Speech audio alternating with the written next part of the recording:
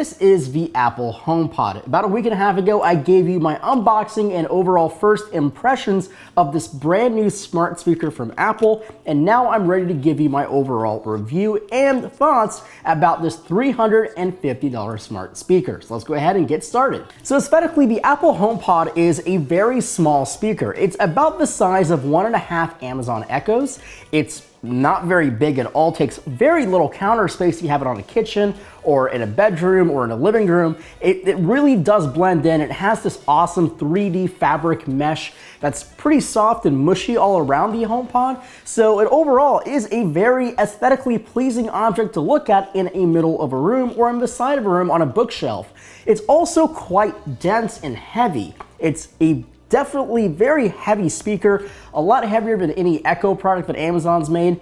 Not quite as heavy as the Google Home Max, but you kind of get the point. It's a dense little object, it's cylindrical, it's just weird, but it sounds absolutely amazing. There is a 360-degree array of tweeters and one sub facing upwards, and this may not be the loudest smart speaker you can buy, but it is definitely the most clear smart speaker you can buy today, especially at $350. So its main form of interaction with its user is voice, and that means it uses Siri because, well, it is Apple. So if I want to talk to my HomePod, all I have to say is, "Hey Siri," and it turns on. Now, you can touch and tap the top of the HomePod, basically to activate play pause or volume up or volume down. You can also control the HomePod via your iPhone or iOS device. And the great thing about this thing is the setup is absolutely seamless if you have an iOS product. It uses the same W1 chip that the AirPods use, so it pops right up when you turn it on, you set it up, you ask a couple questions, and there you go.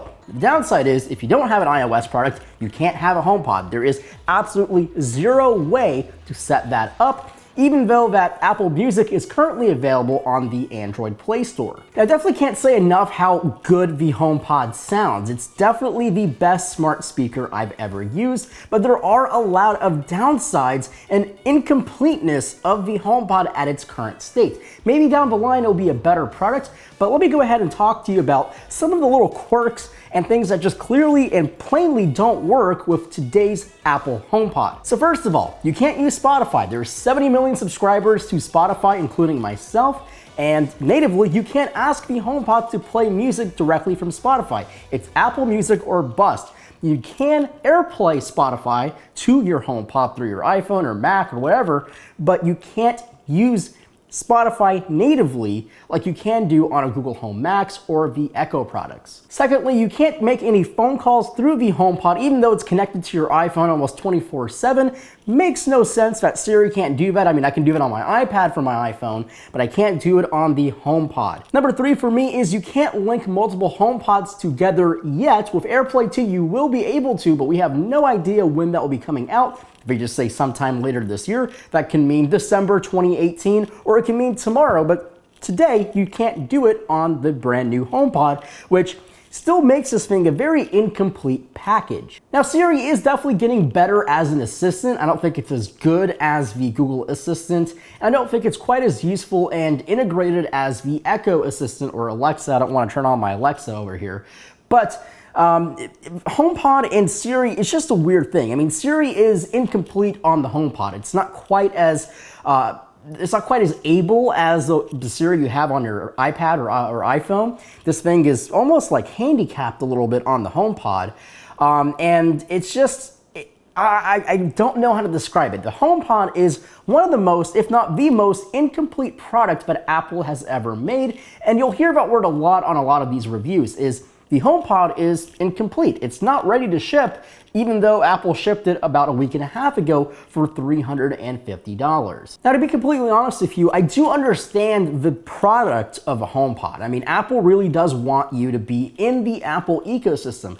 And honestly, the ideal HomePod customer is someone that obviously uses an iPhone or an iPad, someone that obviously uses Apple Music as their only music service, and is wanting a home or at-home speaker.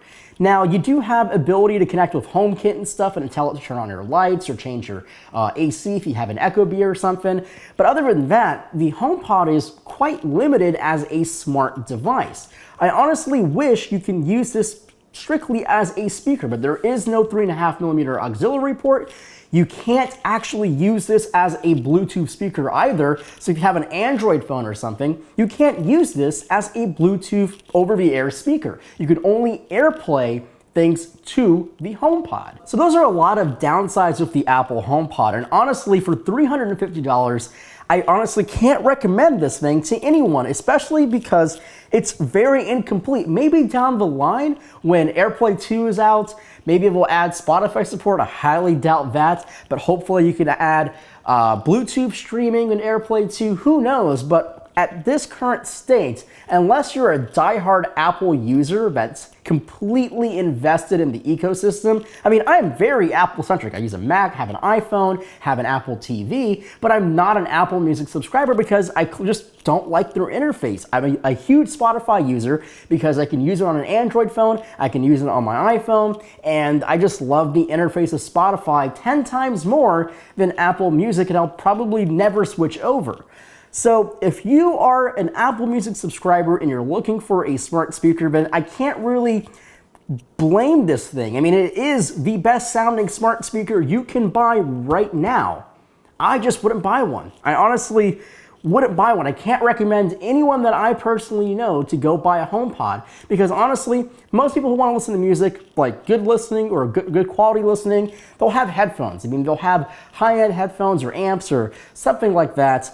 For me, I just want the ease of use of having an assistant. I'm a huge Amazon shopper, so for me, Echoes are honestly the only product I could ever see myself use, and hopefully one day their audio quality will match the audio quality in the HomePod. Now, before I end this video, I want to give you an audio sample. Obviously, it won't be the same sound that I'm listening to, but I will say the HomePod is one of the best sounding smart speakers you could buy today, and I'll absolutely stand by that. If you really want the best in class audio experience in a at-home smart speaker, then you really can't go wrong with a HomePod, especially at $50 cheaper than the Google Home Max, and there is zero distortion at max volume with the HomePod. So I'm gonna go ahead and play a little clip, and won't be any like popular music obviously because it's copyrighted. I'll just go play some stuff that I've licensed myself and kind of give you an experience of what the HomePod sounds like.